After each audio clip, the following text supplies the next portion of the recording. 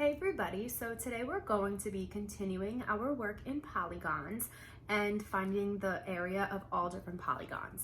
Our focus today though will be specifically on rectangles.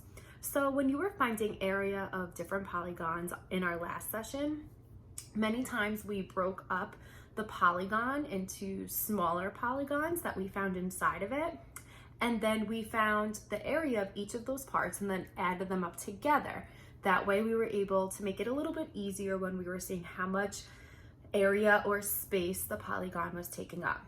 So today we're going to focus on finding the area in a rectangle. But I kind of want to review what that exactly means when we're finding area and when we're looking at it through the lens as mathematicians. So I want you to start thinking about what we're actually doing when we're finding area.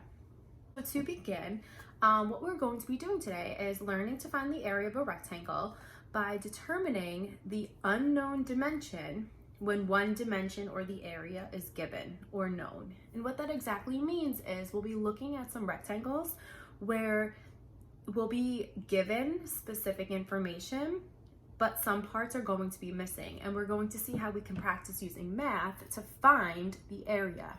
So what I'll be looking for you to do is still consider how we can decompose the rectangle and find smaller parts, but I'm also looking for you to use an area formula that you might remember from third grade, where we can use multiplication. So in order to find the area, you'll see something like A equals L times W. And what that stands for is area. So the area of a shape, we can find the area by multiplying one side, which is the length, and then the other side, which is the width. And that would tell us, kind of like an array, how much space the inside of the rectangle is taken up. So let's get started. Let's take a look at this rectangle here. It's of square inside.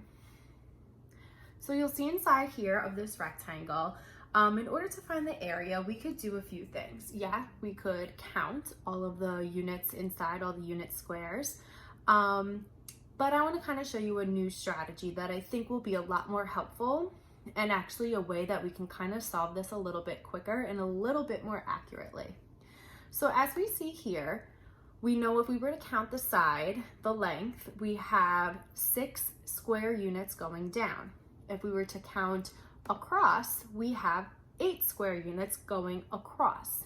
So we could continue counting 6 columns 8 times, or we could count 8 rows 6 times. But if you kind of hear what I'm saying, we're saying something doing it multiple times. So we can simply just multiply.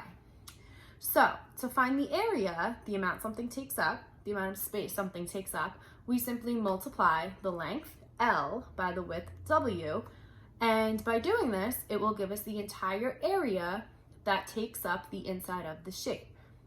So if we were to give that a try, we have A equals A for area, L for length, times W for width.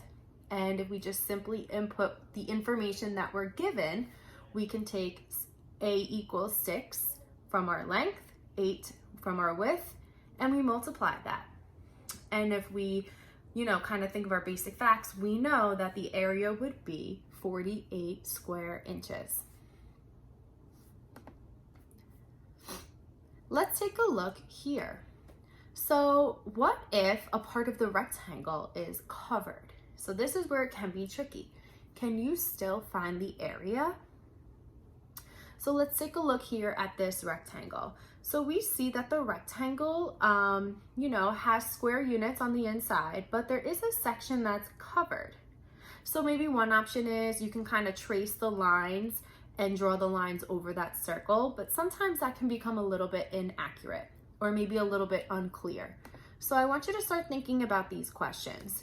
Can you count the entire length? So can you count one entire side? So I see here I can count the entire length. So let's take a look. So I see here that we can count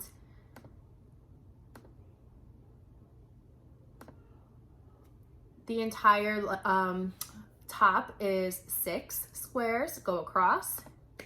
Then I see on the side we have 7 going down. So far, do we have enough information to figure out the inside?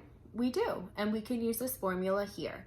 Area equals length times width. So we know the length is 7 inches, we know the width is 6 inches, and if we went ahead and multiplied that, we can then figure out that the area is 42 inches. And lastly, there's one more kind of tricky I just want you guys to take a look at. So let's try one more. This can be a little bit tricky, but I think once you see it, you'll realize, wow, I know how to do this. I know how to find area. So let's try one more. I want you to take a look here at this rectangle. Has anything changed from the other rectangles we've looked at? Yeah, you may notice that there are no square units on the inside. So it's going to be a little bit harder for us to figure out, well, how will I know what numbers to multiply if I can't count the boxes on the inside? Sometimes when we are solving to find area, we are given rectangles that are also just given with the length or the measurements of their sides. So here we have the length is 5 inches. We'll call it inches. But then now there's something else. I see here is we have a length of B. And B isn't a number, so B can't be a length. So there has to be more to it. Let's see if we get any other information. We are given that the area is 45 inches. So we're given one side, we're given the area, but we're missing the other side. So we have to think, okay, I know that area does equal length times width. So if I was to input the information I'm given, I see here that I can start with the area is 45, and that equals 5 times something, just like an array.